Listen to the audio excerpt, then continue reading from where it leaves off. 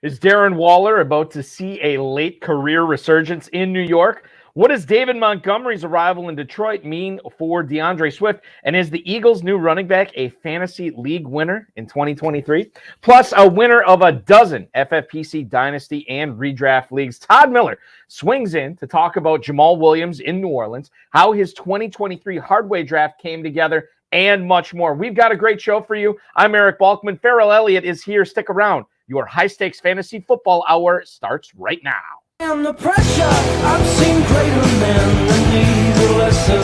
Broadcast live and heard around the world, you are now watching the most entertaining hour of radio on the planet. Welcome to the High Stakes Fantasy Football Hour presented by MyFFPC.com with your hosts Eric Balkman and Farrell Elliott. The High Stakes Fantasy Football Hour is your home for analysis from the best players in the world. And now, because no one else was available, here are Eric Balkman and Farrell Elliott. Solace in the scripture, are we not all our father's sons? I became a man, nobody ever told me what a man was. Thank you, Rob, and greetings and salutations to all the Balkaholics and Farrelliacs tuning in on this special Wednesday edition of the High Stakes Fantasy Football Hour. It is presented by MyFFPC.com. I'm your slightly above average host, Eric Balkman, and my co-host is the definitive commissioner of fantasy football, Farrell Elliott. Coming up on tonight's show, we're going to wax poetic on whether Devontae Adams is quarterback proof in Las Vegas, if Kyle Pitts can bounce back with Taylor Heineke and Desmond Ridder leading the ship in Atlanta, and a winner of a dozen FFPC redraft leagues and dynasty leagues. Todd Miller is going to swing in to drop some knowledge on James Robinson joining the Patriots, waiting on tight ends in 2023 FFPC drafts, and much more. Before we get into the show, I want to remind you of a few things. You can win $25,000 in the FFPC Never Too Early Best Ball Tournament at just a $125 entry fee at myffpc.com. Of course, also at myffpc.com, you can plunk down $35 and take your shot to win $5,000 in the Never Too Early Superflex Best Ball Tournament. Both tournaments are going to run all the way until April 27th, so you got about 6 weeks or so to get in before those tournaments shut down. They're going to follow best ball slim rules. There's no kickers. There's no defenses. 20-round draft, 14-week regular season, single-week elimination playoffs, and a champion is crowned after week 17. Drafts are available with a 30-second, 60-second, 2-hour, and 6-hour clock right now at myffpc.com. While you're there, I would invite you to check out the Dynasty Orphan teams we have there. A lot of good deals available, a lot of reduced prices on a lot of good teams. Make sure you're clicking on Dynasty Leagues from that drop down at myffpc.com, and then just click on the Dynasty Orphan list at myffpc.com, and you'll be able to check out all the leagues, and just with the click of a button, it could be yours. Some really good discounted ones there that just got posted again today, so make sure you're checking that out. And then the biggest news we had this week with the FFPC.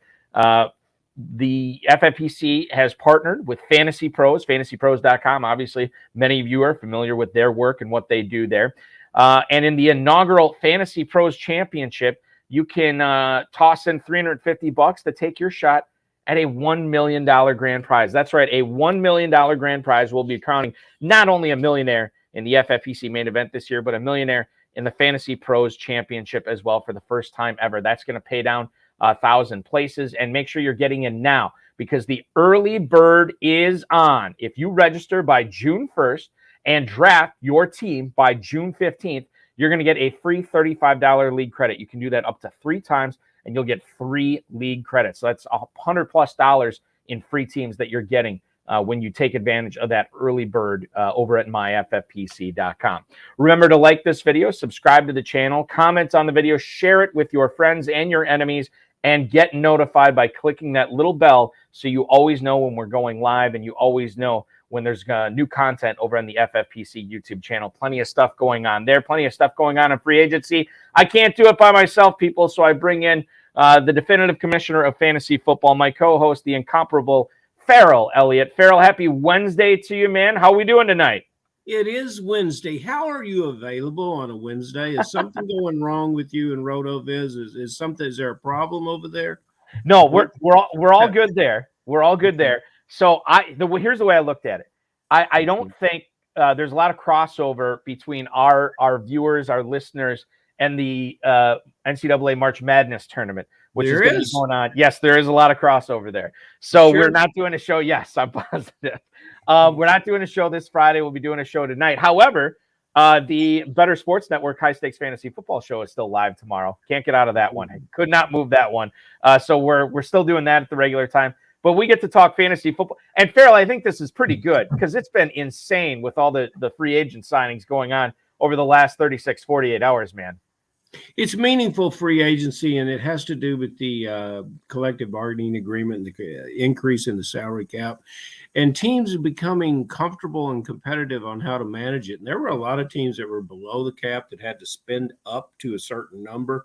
Some of the teams had to catch up. There's a catch-up clause because they haven't paid as much salary in previous years that during this grouping of years, this collective subset of years, they have to pay extra. It's all very complicated, but there's money to be had for quality players in the NFL, and it looks like $11 million is the magic number. 11, that appears to be.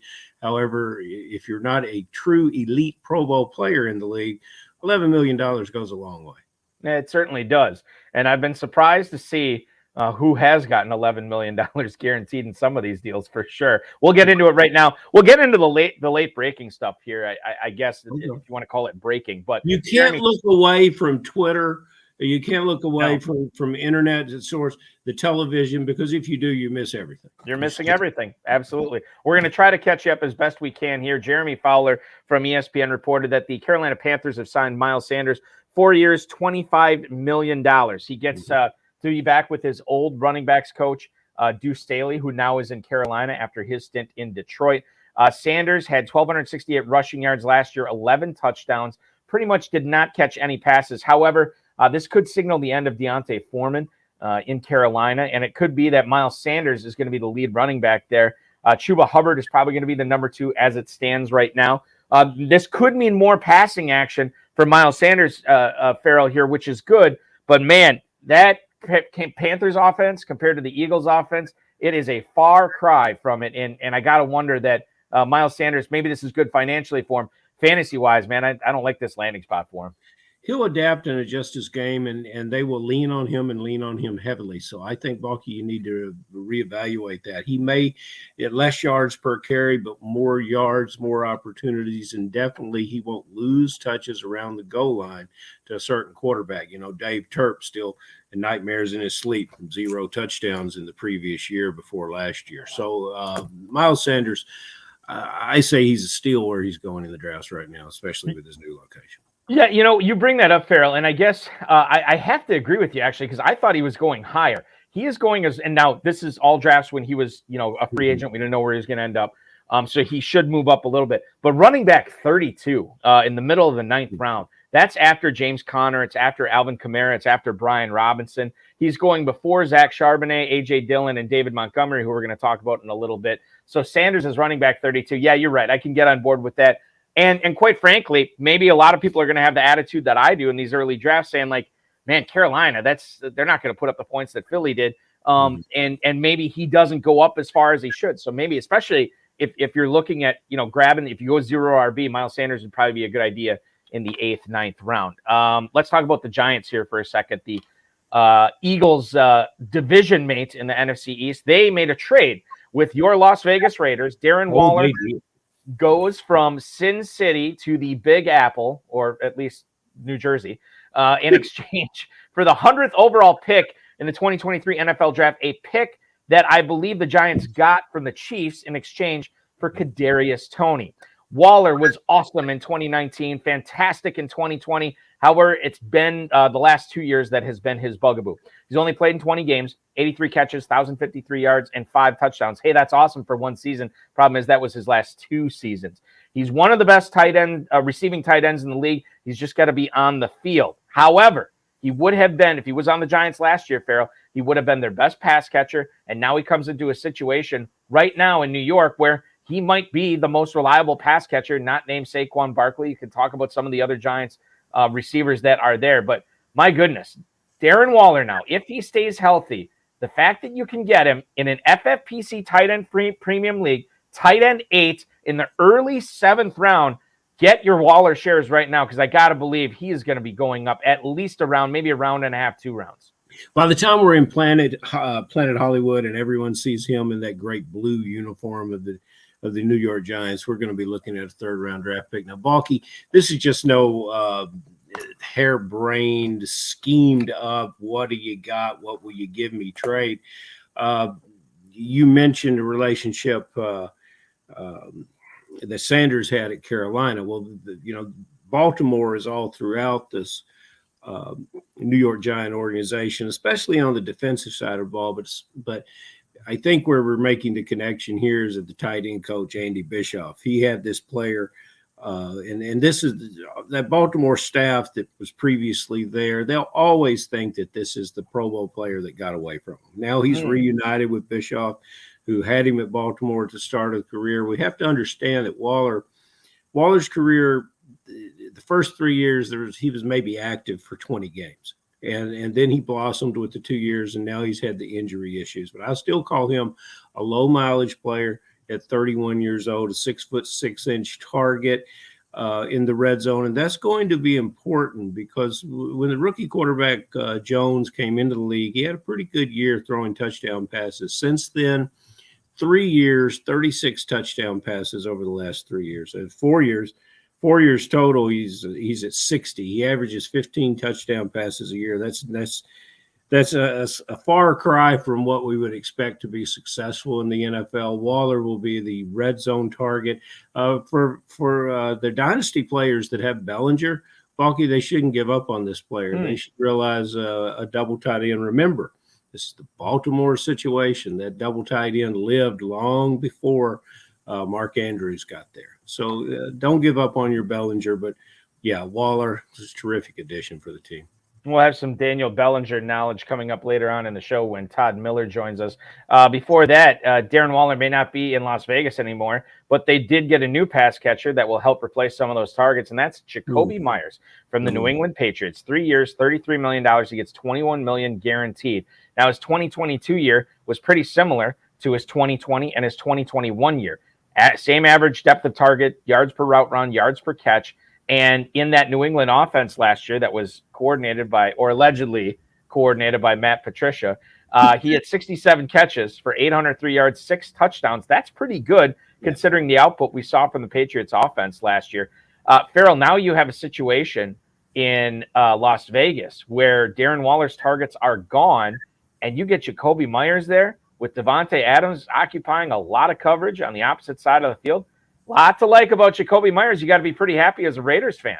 He's a great complementary player to everybody there. Let's start with Renfro, and don't sleep on Foster Moreau here. This is a complete receiving core because what Dave Ziegler, this is one of, when he was at New England, this was his guy. And now he's here acquiring this player. This guy's caught 235 passes in 4 years, Balky. He's going to do much, much better. He's the kind of player that you would think in this offense with this new quarterback in Jimmy Garoppolo would be consistently targeted and consistently successful. He's one of the kind of receivers that seems to do better. You've heard that expression about running backs that get better later in the game when they get in a rhythm. He's a rhythm type wide receiver.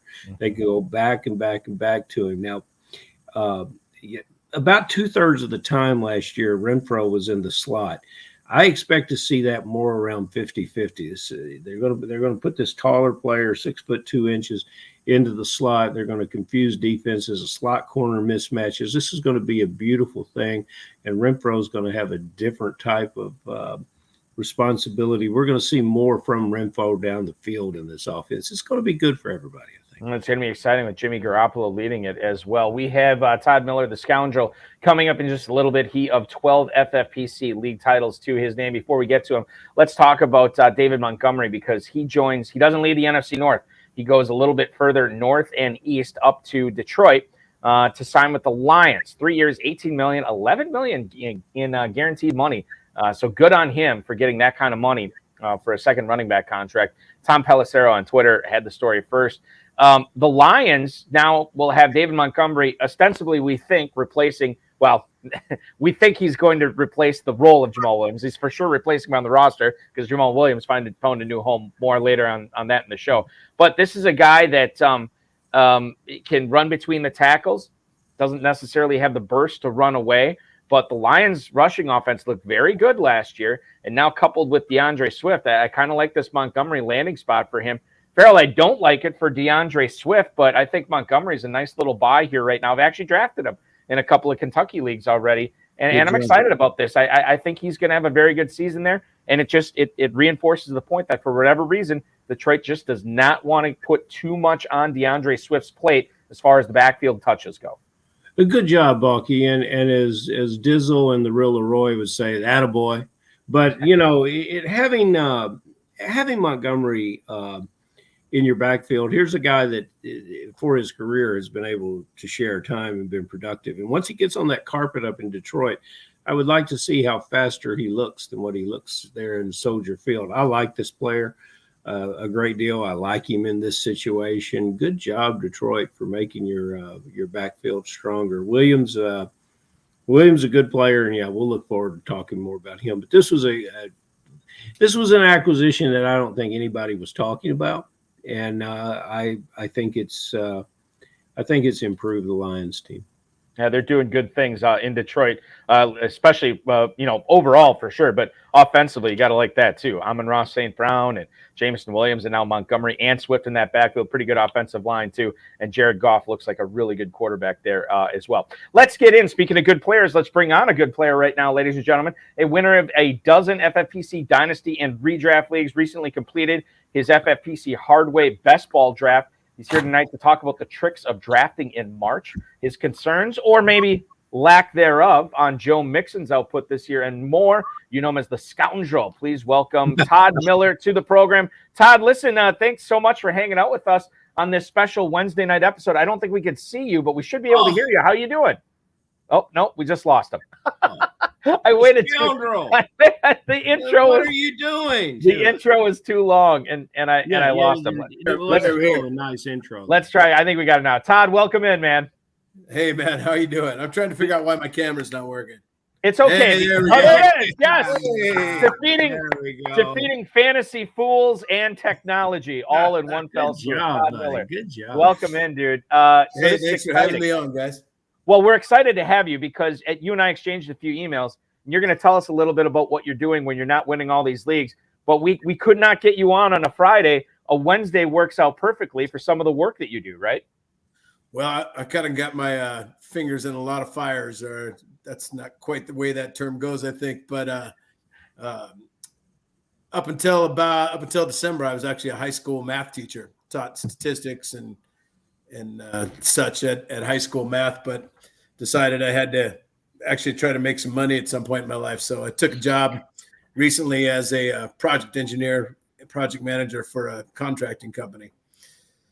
Fantastic. Congratulations.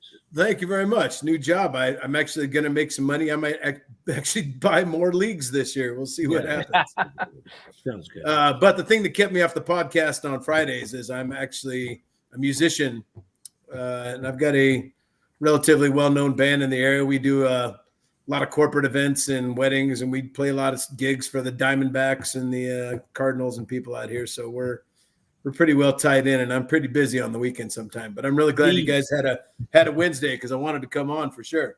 Yeah, the absolutely. most requested song for your wedding reception appearances. Most requested song for which one? The first dance, father-daughter dance, mother-son dance, or just overall?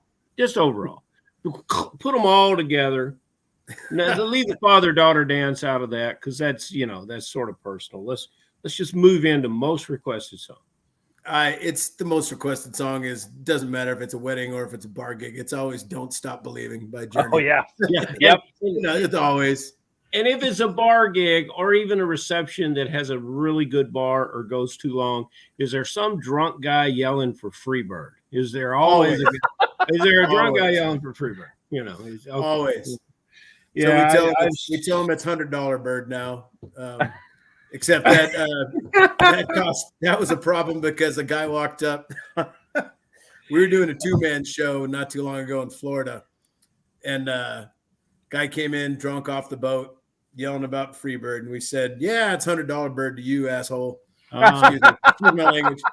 And the guy didn't miss a beat. He pulled $200 bills out of his wallet, put them in the tip jar, and said, "Play it twice." It sounds like he threw Maselli move, and he is from Arizona, so you never know. It could have happened. All right, I have a question. Yes, and I feel that this situation. I'm not going to answer the question for you, but I'm going to give it to you like this. Austin Eckler is one of those rare undrafted running backs that outperformed his second contract. He's on his second contract to the point of where an extension is probably in order. He has one of the best agents in the business, and it's sometimes from an agent perspective, just like you in your music career, you have to help the people make the right choice. And so he's kind of trying to push the team into extending Eckler. I think fantasy players will make the wrong choice if they don't continue to embrace Eckler in the drafts. Do you think like I do, or do you think that Eckler is a special success because he's in that magical Charger backfield? The guy's a phenom. He's a beast. I mean, if you ever see his workout videos that he does and that type of thing, he's one of the few guys that's actually been able to, at his size, he's pretty small in stature. He's got a great injury history. He's been able to stay in the game and not miss many. And the unfortunate reality for him that he's going to have to face is this year is one of the best free agent running back markets that we've seen in years and years. He's just not going to have that much of a market. I'm guessing that he's going to end up staying there. They're going to come to some sort of agreement. Yeah, that's my thought as well. I don't think he's going anywhere. They don't have anybody really behind him that's going to, Josh Kelly, he's not going to do much. So, but if he did go somewhere, would you be just as high on him? Oh yeah, he's a beast. Yeah, I would too. Yeah. Obviously it depends on where he goes. I mean, if he take that back, there are a few spots that we can all probably think of that we're like, oh, if he ends up in a committee, but they wouldn't trade for him anyway. Right, so exactly. He's also an erstwhile musician, plays a little guitar. So so I think bass too, spot with your band. So I'm looking at this Hardway draft, Todd, and I think Najee Harris was your pick in the second round. Third round, you go Joe Mixon, so 3 straight running backs to lead off. And I know some people are nervous about Mixon, and I think you'd make a lot of the arguments that we're talking about with Eckler. Well, what happens if Mixon's somewhere else? Paul Dehner, who covers the Bengals for The Athletic, says that there's no precedent for the Bengals restructuring his contract so he stays on. The Bengals historically have just cut people. They don't restructure. Now Mixon could agree to a pay cut if the Bengals approached him with that. But if he is not back with Cincinnati, you're talking about, again, some of the same things you said with Eckler. This is a really good free agent running back class. We've seen some of them land in new places right now. Mixon at 305, I think I'm a little bit more concerned than you are. Why did he make sense with that pick there in this draft? I'll just get this out of the way now. This draft was not exactly my favorite one to talk about. Okay. Some of the things I was looking at the draft earlier, and I went, "Why the hell did I do that?" So, but it was the first best ball draft of the year. With these guys that I'm drafting with too, I just getting sniped left and right. Sometimes it got to a point we were only doing a 2-hour clock, and I was teaching or something half the time. Half the time I was just picking, looking at it for going, "Oh, that guy looks good." But yeah, it's definitely not my favorite draft. But I probably caught the most flack for Najee, believe it or not. Which really, which I'm really kind of surprised at. I'm surprised too. Yeah, Najee, because over he was injured first half of the year, as we know, last year, and he finally started feeling better towards the end. And from the buy on, he was like RB7. So, and that's basically where I took him in, because my opinion, the Steelers offense has got nowhere to go but up this year. I think Pickett will settle in. Tomlin will figure out how to use him. And I think the Steelers are going to take a step forward this year offensively. So, and Najee comes back healthy. The guy gets 300 plus touches a game, not a game, Jesus Christ, 300 plus touches a year. 25 a game. Like he's going to finish top 5, top 6 RBs if he just gets the volume and stays healthy, for that matter. But as far as Mixon goes, so God, if I had that one to do over, Jacobs was still on the board. I thought Jacobs. Yeah, I thought Jacobs was going to be on the move. But this draft happened on January 23rd, I think is when we started it. No, that's late. You should all that. Yeah. That's a late. Yeah. Well, I've got a plethora of questions I can ask you, but since I'll just say this. Draft, let's keep it on this draft, because I'm looking at your receivers here. Now, we had the esteemed guest last week, Jay Reed, with us. If you've never met Jay, you've got to meet Jay. Matter of fact, you need to come to Kentucky and play against Jay here. All right. But so you have.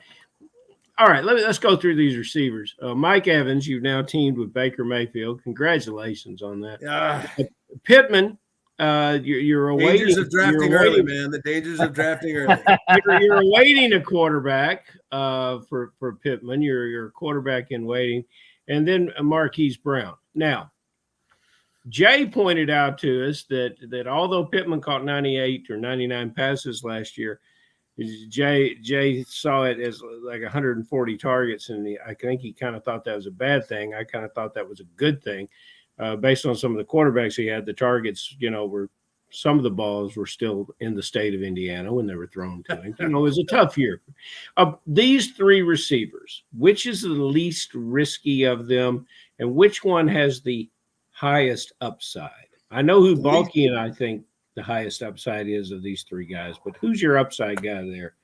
The least risky is Pittman. I mean, he can't go down in quarterback any farther than he did last year. I mean, Ryan had 2 or 3 games where he looked like the old Ryan, but he was pretty bad for most of the year. Yeah. So I think he's probably got the biggest floor, safest floor out of them. As far as upside goes, when I drafted Hollywood, I took it not realizing it's actually the same reason why I took Kyler. I took Kyler I was unaware of how bad his injury was. I thought Kyler would be back game 3, game 4, and we'd get a full season of the old teammates from college connecting with each other. But people are saying now that Kyler might not be back till midway through the year, possibly. So if Kyler came back early enough, I'd say Hollywood would have the most upside. But as it is in this case, I think Pittman not only has the safest floor, but I think he's got the highest upside too. Yeah, let's turn in let's turn in those 4 touchdowns to 10 touchdowns. Now you really have something. Yeah, especially, I mean, I maybe would have said Evans before, but now that Baker's there, no, it's. I can't wait to get to this draft and start talking about your double-digit picks. This is going to be fun. Yeah. Guys, I'm just getting in this right now. A couple of minutes ago, the Bengals have signed left tackle Orlando Brown, 4 years, $64 million, and I think 31 of it is guaranteed. So that's, we were just talking about Mixon. Certainly that will not only help out Mixon if he sticks there, but that's good news for Joe Burrow as well as they continue to improve that offensive line. So kudos to them as Orlando Brown, now a Cincinnati Bengal. All right, so let's talk about a tight end. Now, I know this answer might be a little bit different now, or maybe it's not. You waited until the 13th round in this draft, Todd, to take a tight end. Did you realize, because this is a slow draft, I mean, sometimes, we forget, at least I do, I forget about what my team construction looks like when I'm going through it. Was there any of that in there, or could you just not find tight end value in the first 12 rounds and you just decided, hey, I'm going to load up on other positions here before getting Daniel Bellinger in round 13? There's quite a lot of, there's a lot of guys in this Hardaway draft that we talk about it a lot. A lot of us like the same players, and some of us like some players, the other ones don't. But I specifically went in with we lost Balky. No, he's around. Oh, okay. He's in the ether. He's putting out fire. I apologize. Go ahead, Todd. had to pick your nose or something. Yeah, No, exactly. no, Yeah. that's when he gives a close up of our guest. Not all our guests are as handsome as you, have the same stage presence, so we want to get you in a close up. That's what they say. So I deliberately went into the draft thinking that I was going to take tight end. I was going to go late tight end.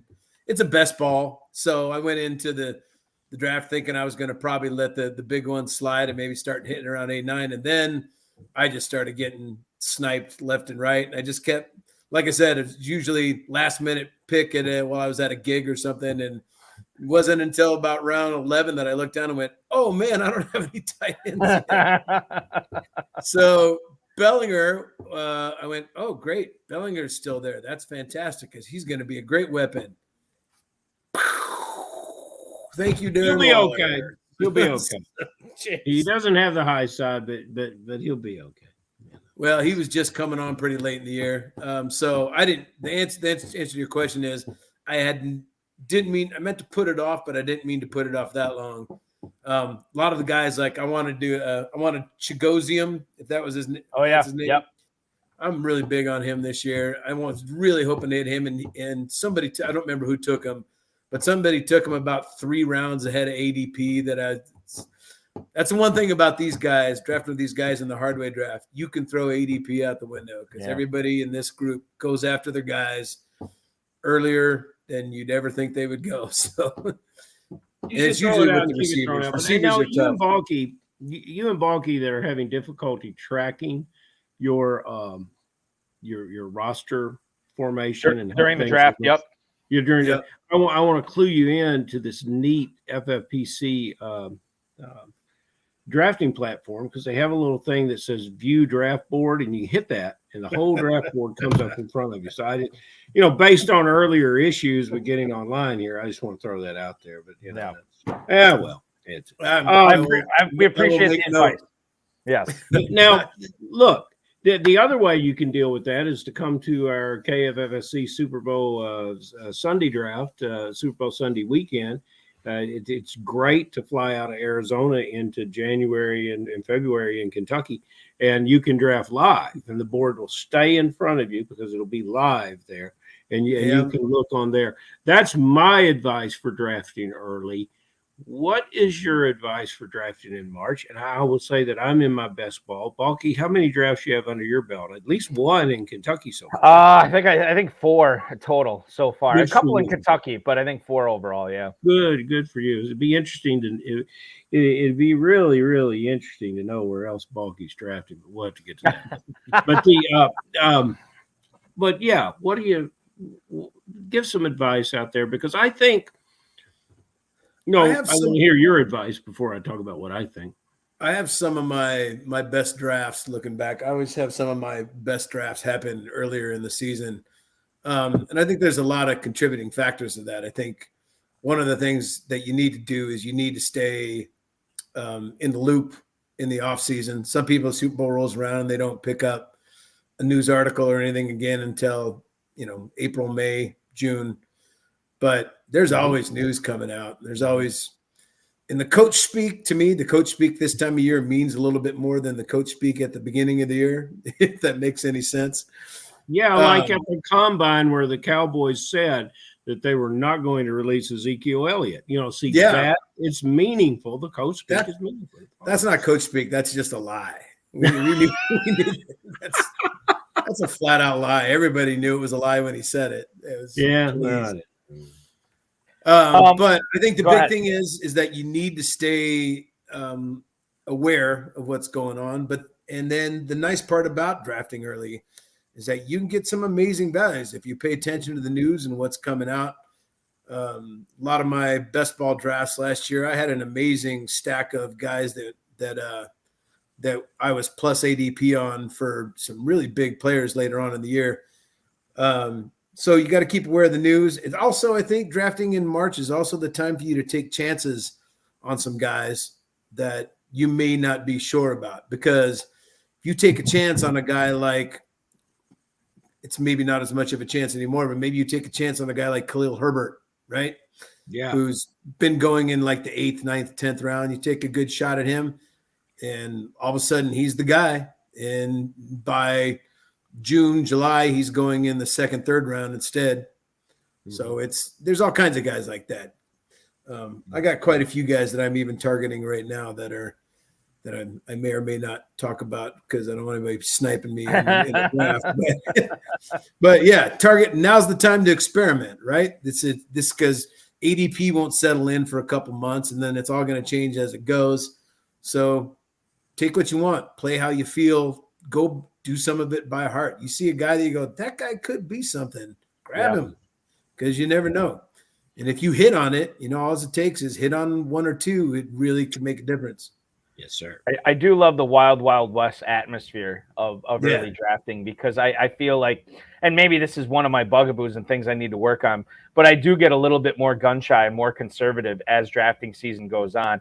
I feel like right now I'm not, what do they say? Like when you graduate college, like make your mistakes in your 20s, right? Fail in your 20s because it really doesn't matter at that point. Now you get up to your 40s, your 50s, 60s, and you start failing. Well, that's a different issue. So like now for me, like this is everybody's 20s right now drafting. It's like make your mistakes, fail now, shoot for the moon because that's how you win leagues like this. And then, I know I'm just going to get more conservative and I'll still take my shots as the season goes on. But I definitely am swinging for the fences more so in February and March. This is the time to do it. Yes, absolutely. Exactly.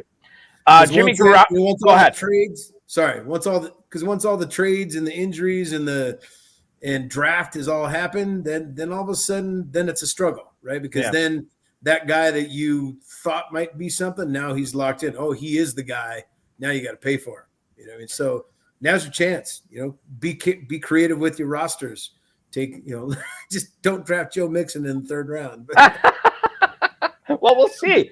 Now he's got Orlando Brown there. Todd, we'll see. I mean, it could work out. Jimmy Garoppolo, is he going to be good enough to keep Devontae Adams switching to Dynasty now? Because I know you play a lot of Dynasty. Is he going to be good enough to keep Adams' Dynasty value roughly where it was last year with Derek Carr? Because to me, Adams looks like the type of guy. He's always had Aaron Rodgers, had Carr last year, put up a great year. Hard to say he's quarterback proof when he's only really had two quarterbacks. But man, I think he could get it done with Garoppolo again this year. Your thoughts on Adams' Dynasty value? Adams is quarterback proof to me. The guy's absolutely he's the best receiver in the league still, is my opinion. His technique and his route running and everything about him is fantastic. And I don't know if I'm right or not, but honestly, I think Garoppolo is actually a better quarterback than Carr. So he's got a better completion percentage. There's always all this talk about Carr's long ball, but actually Garoppolo's surprised me because I looked it up. Garoppolo's actually got more yards per target. His yards per target is actually bigger than Carr's.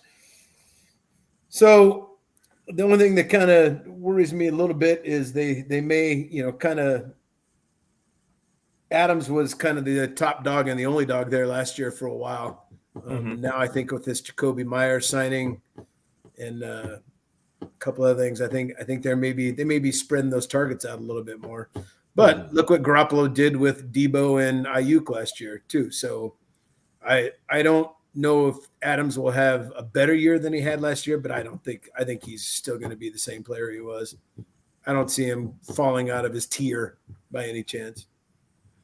Winning will solve everything there, and Garoppolo has a winning history. It'll be interesting to see if they are moderately successful, that how he'll respond without being the true 15 target player week in, week out. But I agree with you guys. There's seems like there's enough offense to go around.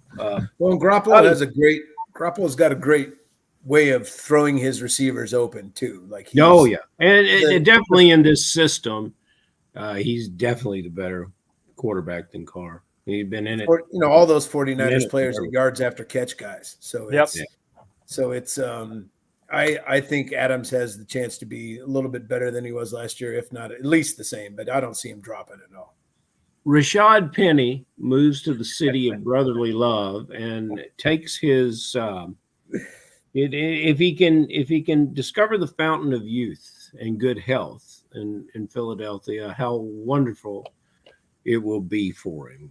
Will he, and do you see success for him moving forward? I'm wondering how many of my drafts, if this is a sneaky question, and how many of my drafts over the last 5-6 years that you guys went back and looked at, because do you happen to know how much of a Rashad Penny stan that I am? Is that why you're asking? No, me this sir. question? No, this is like it. We just lucked into it, Todd. But now I feel It's like topical news. Tom. Yes, I feel like I know what answer is going to come here.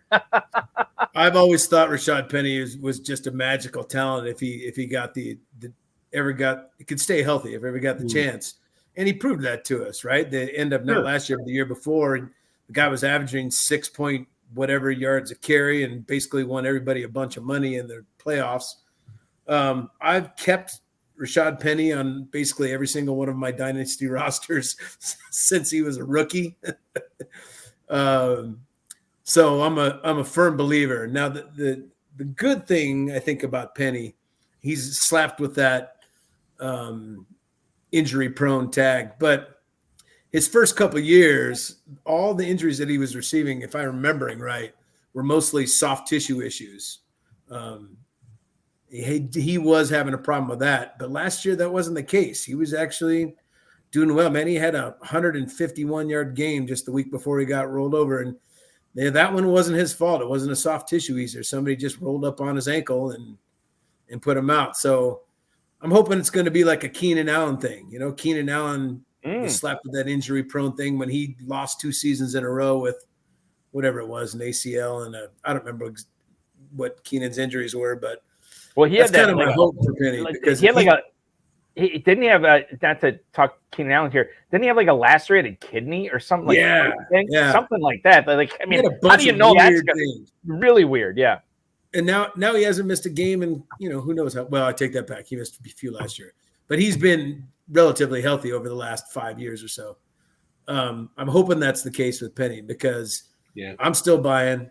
And if he's the lead back, they never wanted to give Sanders the work because they didn't think Sanders was durable enough or an animal enough. And Penny, when he gets the ball, look at him averaging over 6 yards a carry behind the worst offensive line in the league, pretty much.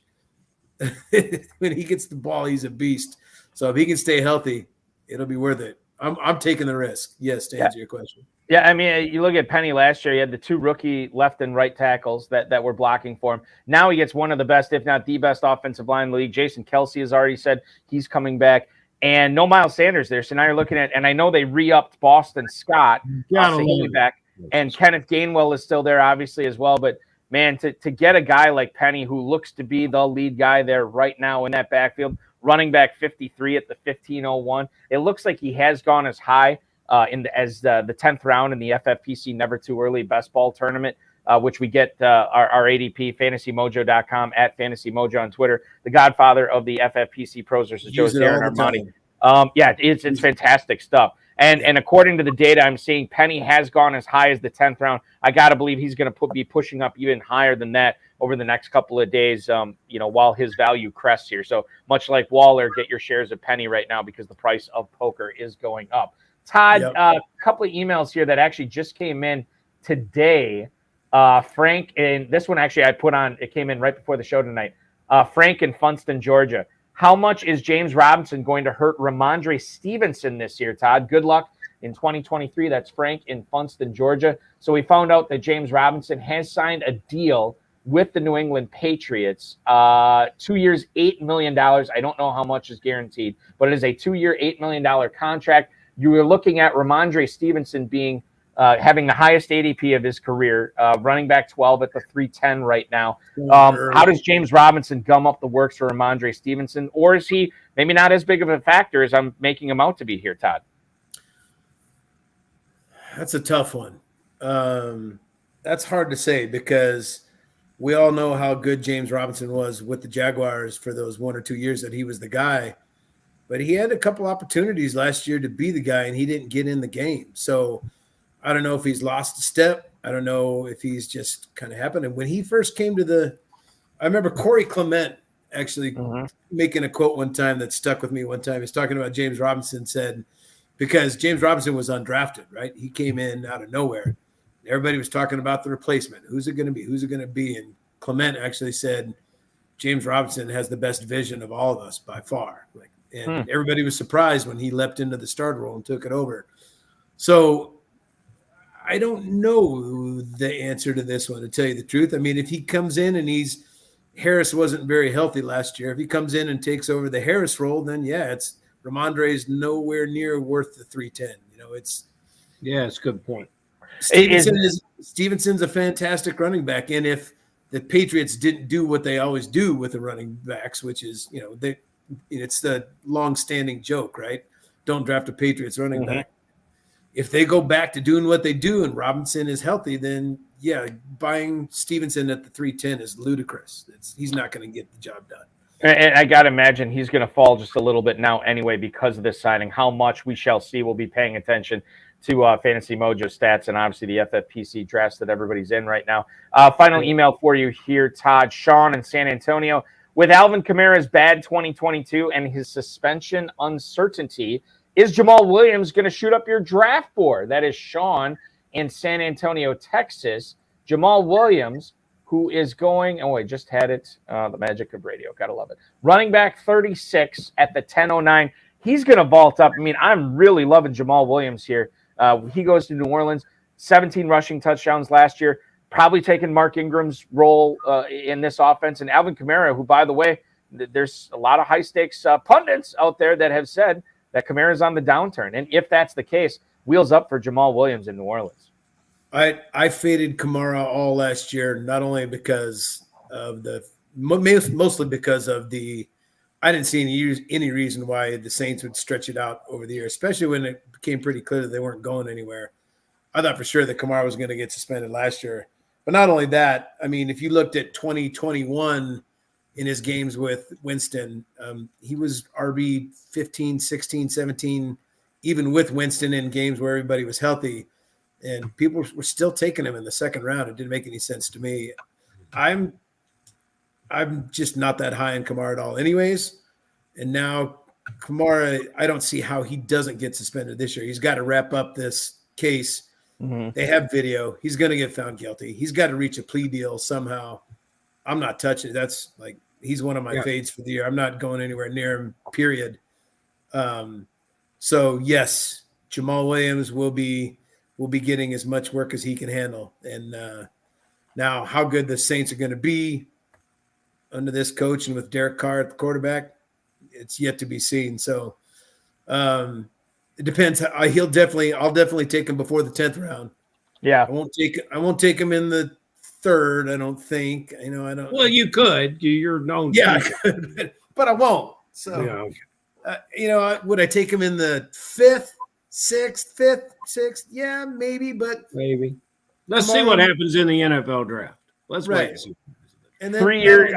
Kamara's probably going to play the first 5-6 games of the year too. So, yeah, I don't know.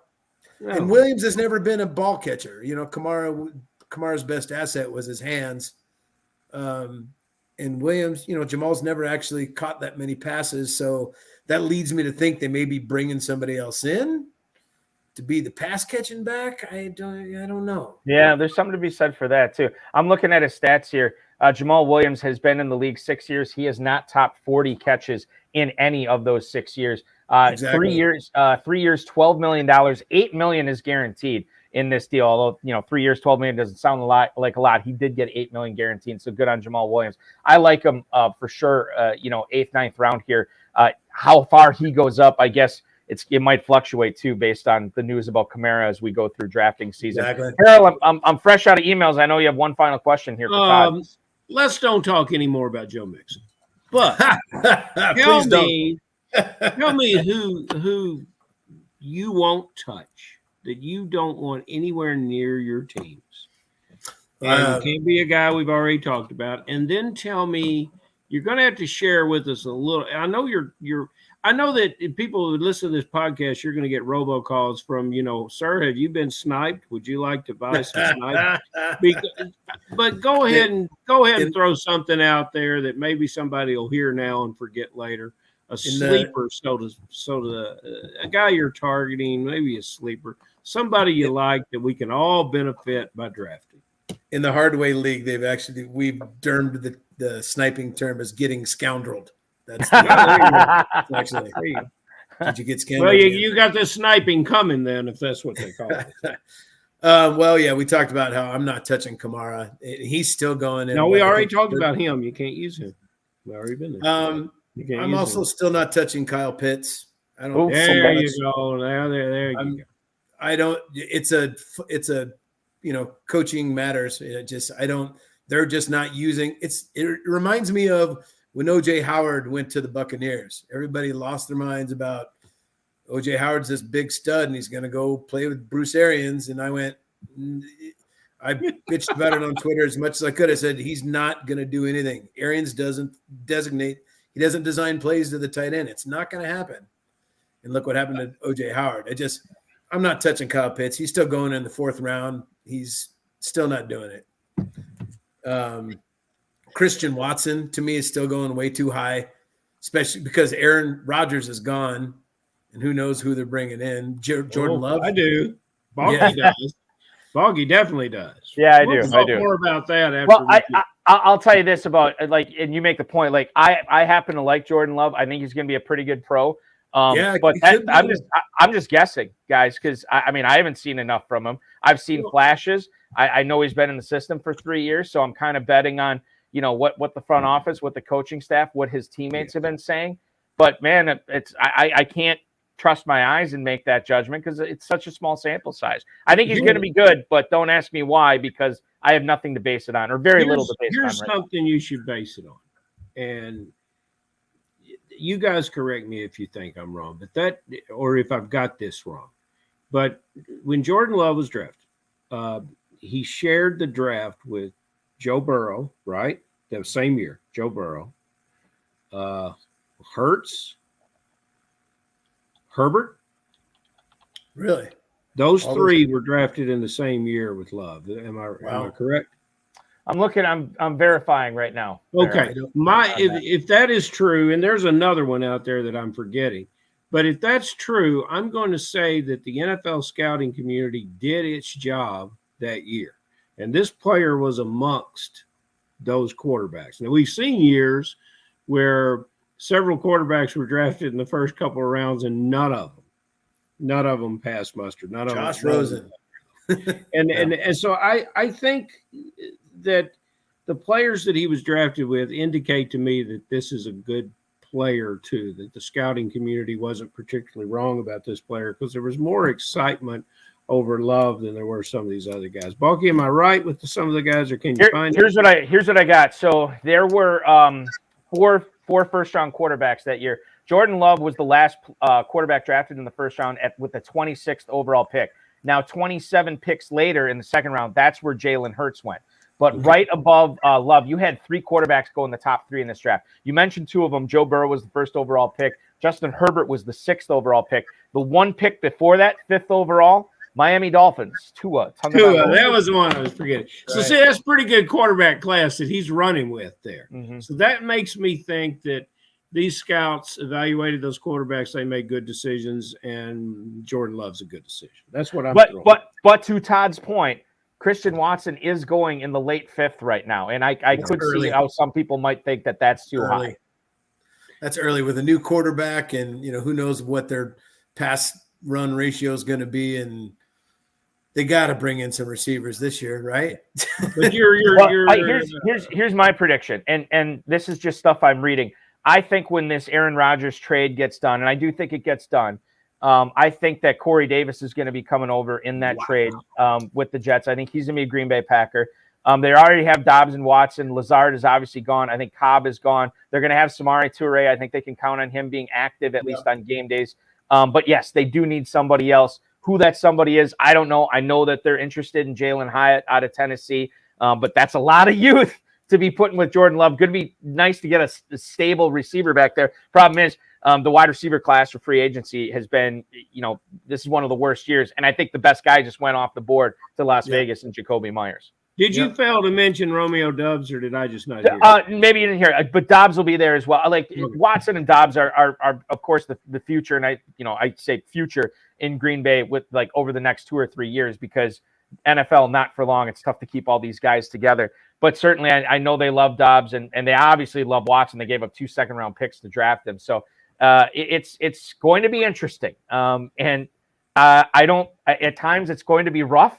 Times it's going to be great. It's going to be a roller coaster ride. I'm here for it to watch the Jordan Love experience in 2023. Why not? Yeah. Todd, I don't give away all your sleepers.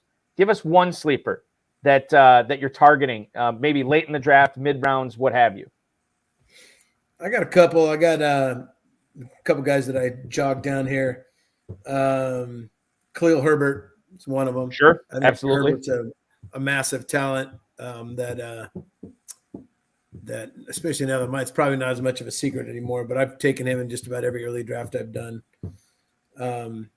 Same thing that's not as much of a secret anymore, but I was targeting KJ Osborne a lot.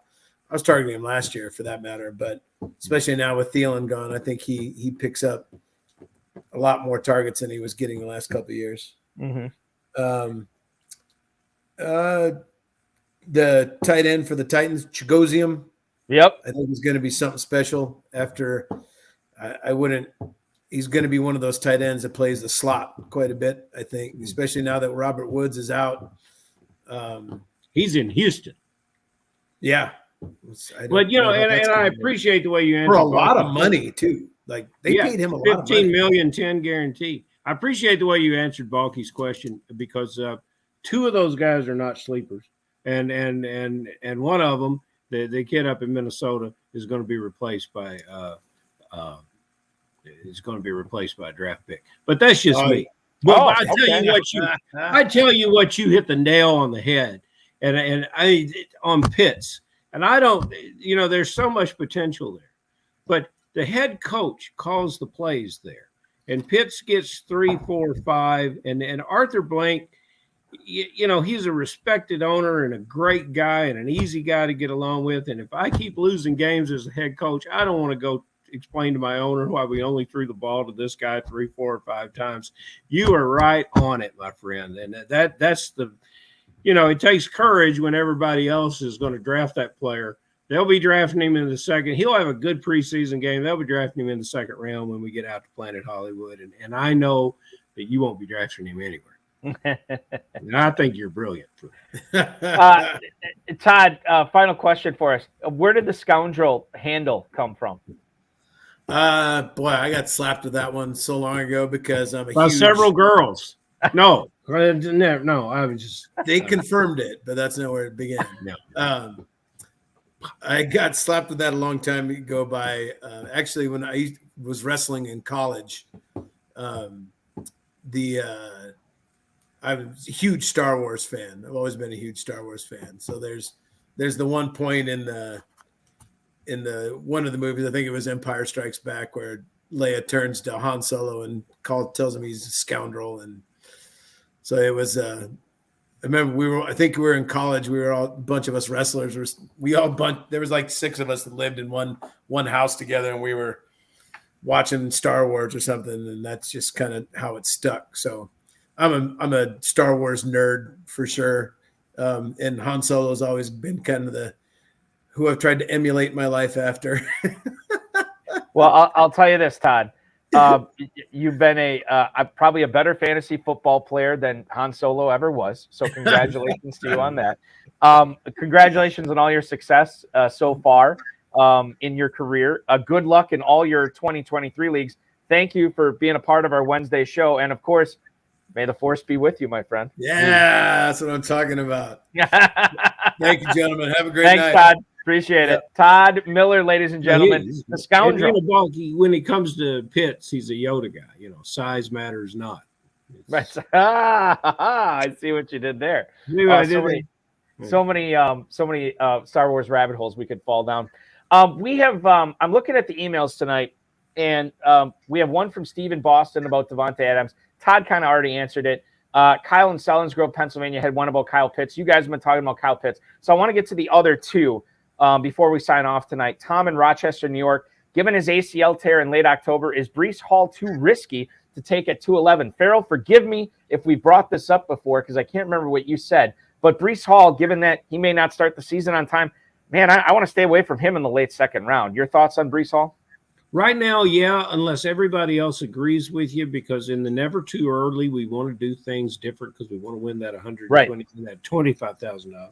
So we want to get in there and so he could be one that you take a little risk on and try to stack some other things behind him. But no, I just, with all these new opportunities opening for running backs and the young running backs coming into the league, I think for right now, until we get more clarity on his injury and we see what the Jets do in the draft, we can find better options. Let's let somebody else take it. Yep, I'm totally with you on that. Mark in Los Angeles, final email. What's up, Balky and Farrell? Should I want to cash in on the dip of Lamar Jackson going as the 7th quarterback off the board? Farrell, I know we've and by the way, thank you for the email, Mark in Los Angeles. We've usually stayed away from the Lamar Jackson topics on this show. And we could certainly delve deep into what's going on with him right now. But let's just keep it on the surface for fantasy football. Quarterback 7 at the end of the 4th, you'd be taking him ahead of guys like Trevor Lawrence, Deshaun Watson, Dak Prescott, Tua Tagovailoa. Is that somebody that you want to take at the end of the 4th? I mean, he's basically, you have those other 6 guys going in front of him. He's now the last guy in that tier. Well, hell no. He just turned down $130-something million, is my understanding of it, for 2 years. He's not particularly of this planet right now in his ability to make a decision. Part of this whole agent situation, I've said it many times and maybe on the show before. And if you would like to read, the media is now picking up on this issue. Mike Florio, Pro Football Talk. An excellent article on what he's missing by not having that representation. There's some stubbornness and some trust issues here, and there's just a lot of reasons not to get involved with this player because he may not play football this year. And rarely is there a player that has been so polarizing, but rarely is there a player that says, you know what, I'm going to test the market. He gets a non-exclusive tag put on him. The Ravens can match in 6 very impressive landing spots that are in need of a quarterback. Immediately said, not interested. Yeah. And I think fantasy players at this point in time should say the same thing. I'm with you on that, and I actually do. And I have to work a little bit harder on this. I have him in probably 3, if off the top of my head, 3 dynasty leagues. I have to work on, and he's like my only quarterback. So I'm gonna have some work to do in there to make sure that I am set for 2023. And hopefully, for all of you viewers tonight, hopefully we helped you get set a little bit better for 2023. Farrell, it has been a pleasure. Thank you so much for hanging out with us on a Wednesday night. Certainly appreciate it. Enjoy your weekend, and we will do this again. We'll be back on Friday at 10/9 Central. Thank you, sir.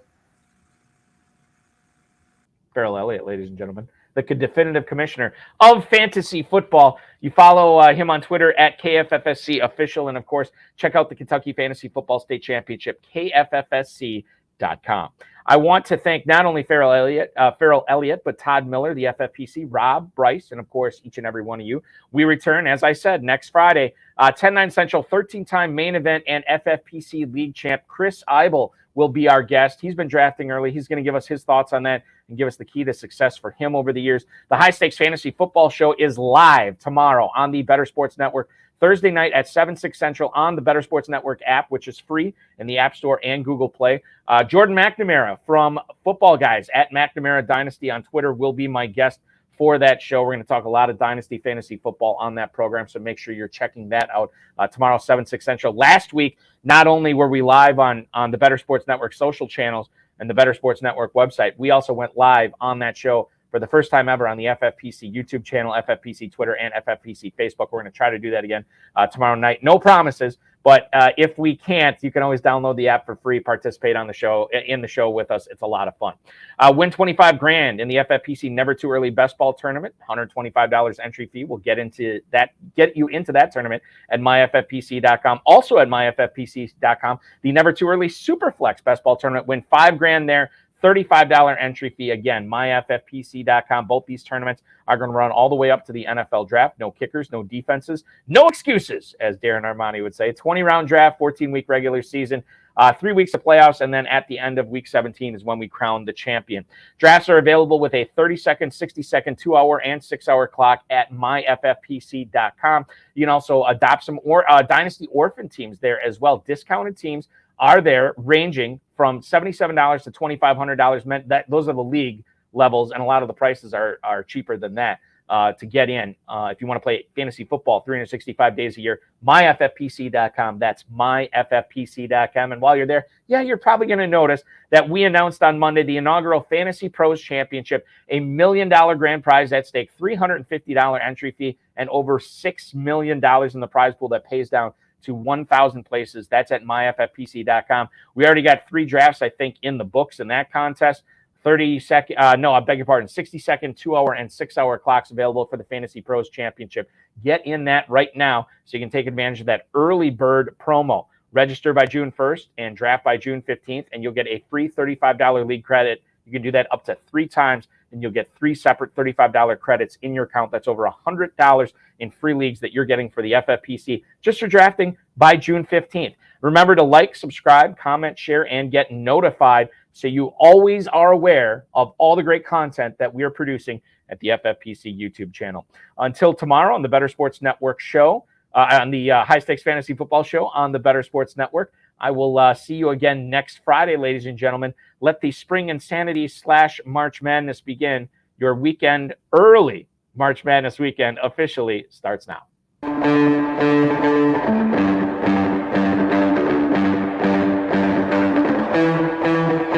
This has been another episode of the High Stakes Fantasy Football Hour presented by myffpc.com. It was broadcast live and was watched around the world. Balky and Farrell will be back next week with more analysis, more interviews, and more advice from guests much smarter than they are. Thanks for watching, and we'll talk with you again next week. Last week, if you remember at this time, or this time in the program, I should say, I made my humble plea to all of you to go to timberrattlers.com, the Milwaukee Brewers high A minor league baseball affiliate in Appleton, Wisconsin, which I do a lot of radio work out there for throughout the season. And they had a food fight contest where you could submit your recipe for a new item that would be on the ballpark menu this year. Myself and my local radio show co-host here in Northeast Wisconsin, we made it to the final 5, and thanks to your voting at timberrattlers.com, we ended up winning, which is very exciting. So our it's called the Show Sandwich. It'll be on the menu all season long. So if any of you ever get up into Northeast Wisconsin, want to check out a Timber Rattlers baseball game, give me a ring, and I'll happily buy you one of my sandwiches at the ballpark. Very exciting stuff. And we get to throw out the first pitch of a game, which is also very exciting. So thank you so much to all the Balkaholics who came through. And I hope all the balls bounce your way in your March Madness pools and everything you have going on this weekend. Thanks so much, everybody. We will be back at 10, 9 Central next Friday.